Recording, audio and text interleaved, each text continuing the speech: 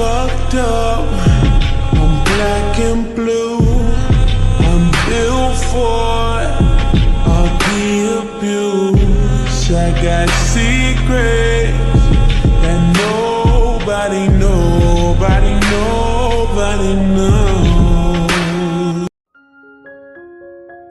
तुम उस पागल आदमी के साथ काम नहीं करोगी।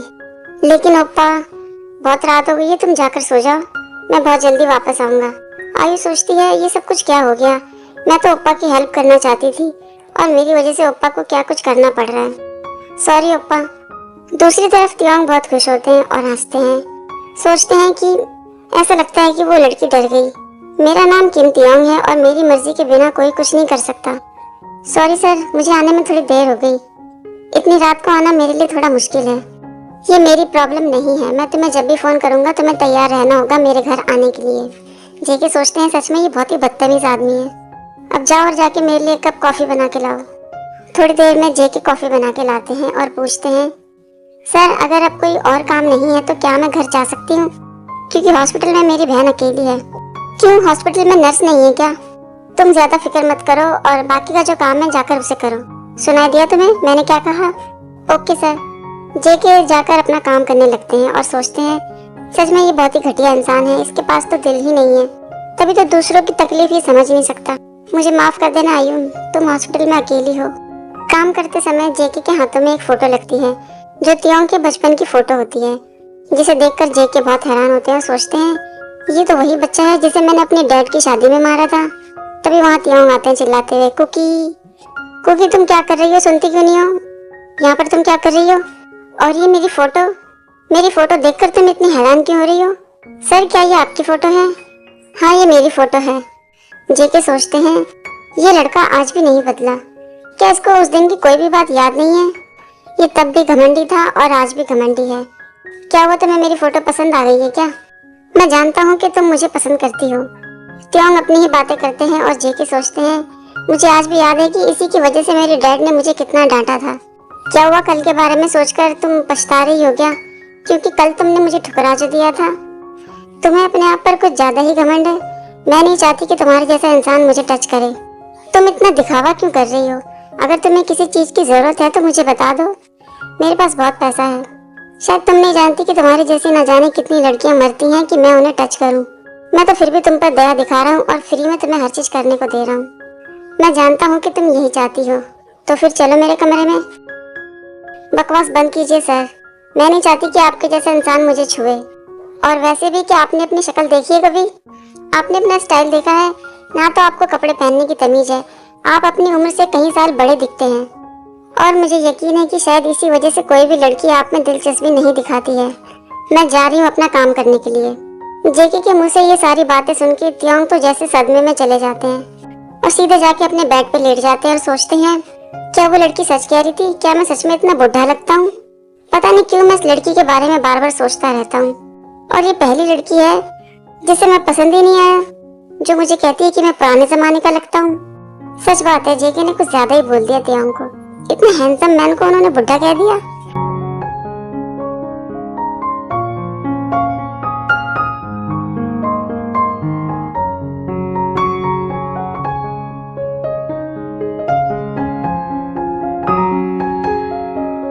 कुकी तुम इतनी सुबह सुबह यहाँ पर क्या कर रही हो? Good morning sir. और ये तियांग कहाँ पर है? क्या अभी तक वो सो के नहीं उठा? दरअसल कल रात को मैं यही थी सर, क्योंकि मिस्टर किम ने मुझे यहाँ पर ओवर टाइम काम करने के लिए कहा था और मिस्टर किम उठ चुके हैं। आप दोनों अकेले यहाँ पर आए हैं? मिस्टर शुगा नहीं है आपके साथ? कल रात वो हमारे साथ नहीं था। हमने उसे बुलाया तो था लेकिन वो आया ही नहीं। मुझे लगता है कि तुम्हारा सब काम हो चुका है तो तुम अब घर जा सकती हो। वैसे भी कल रात से काम कर रही हो तो थक गई होगी तुम। Okay sir.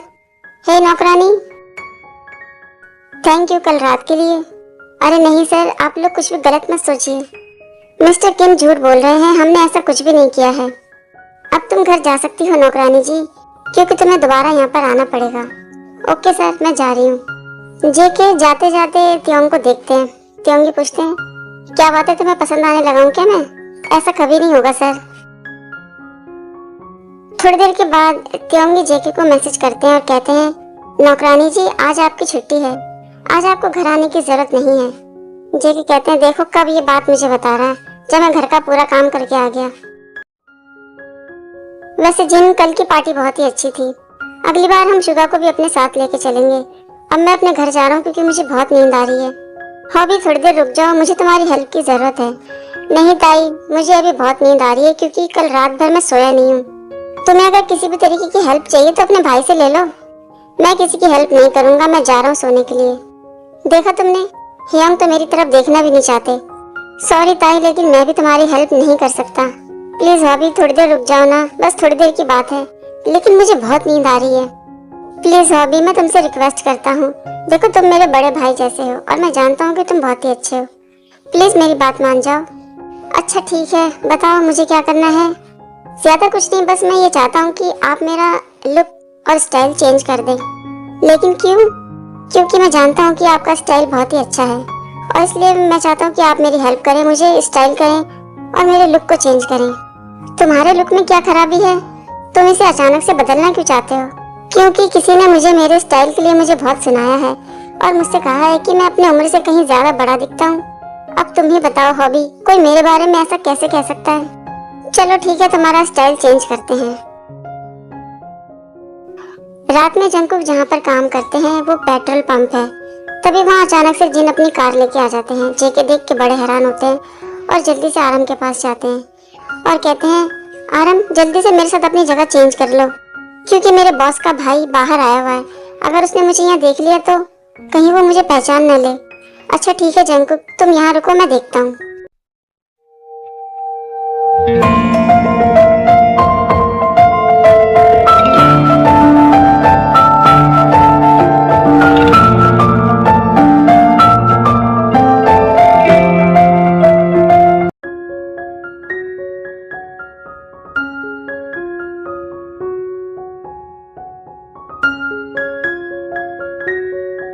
नामजन, क्या तुम एक दूसरे को जानते हो? हाँ मैं उसे जानता हूँ क्योंकि वो मेरा एक्स बॉयफ्रेंड है। क्या कहा, वो तुम्हारा एक्स बॉयफ्रेंड है? क्या तुम मुझसे मजाक कर रहे हो नामजन? तुम एक लड़के को डेट कैसे कर सकते हो? तुम पागल तो नहीं हो गए हो?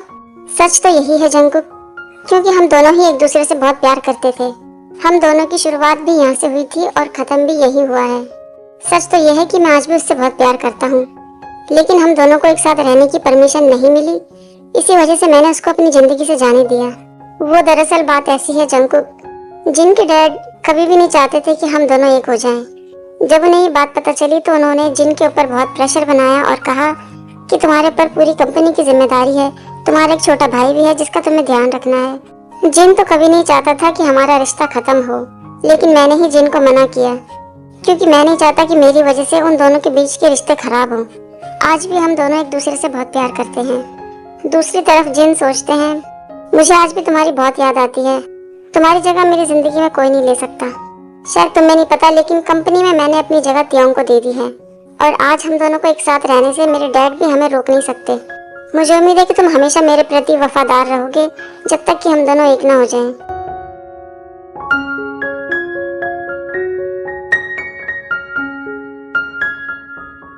जंकुक तैयार होकर अपने काम पर जाते हैं, लेकिन तियोंग के घर जाने के बाद पता चलता है कि तियोंग आज घर पर है ही नहीं और आज भी जंकुक की छुट्टी है। जंकुक वापस लौट के अपने घर आ जाते हैं। कुछ घंटों के बाद तियोंग फोन करते हैं और कहते हैं 5 मिनट के अंदर मेरे घर आओ, मैं तुम्हारा इंतजार कर रहा हूँ।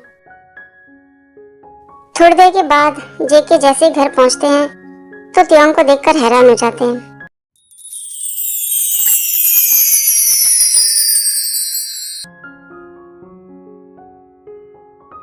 क्या हुआ, तुम मुझे ऐसे क्यों देख रही हो? मुझे देखकर हैरान हो गई हो क्या?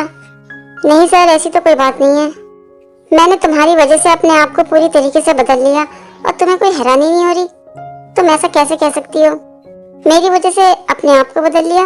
लेकिन क्यों? मैंने तो आपसे नहीं कहा था कि आप अपने आप को चेंज कर लो। आप ये सब कुछ किसके लिए कर रहे हैं? दूर हटिए सर, ये आप क्या कर रहे हैं? बिना मेरी परमिशन के आप मेरे साथ ये सब कुछ नहीं कर सकते। आप एक पढ़े लिखे इंसान होने के बावजूद भी एक अनपढ़ वाली हरकतें क्यों करते हैं? तुम सच में बहुत ही अजीब लड़की हो, हमेशा मुझे गुस्सा ही दिलाती हो। न जाने कितनी लड़कियां मुझे पाने के लिए तरसती हैं। तुम तो बहुत लकी हो कि मैं खुद तुम्हारे पास आता हूँ। दूसरी लड़कियों से मुझे कंपेयर मत कीजिए सर, क्योंकि मैं उन लड़कियों जैसी नहीं हूँ, मैं बिल्कुल अलग हूँ। बेहतर यही होगा कि मुझे यहाँ पर काम करना बंद कर देना चाहिए, क्योंकि मैं आपके जैसे सन की आदमी के साथ काम नहीं कर सकती।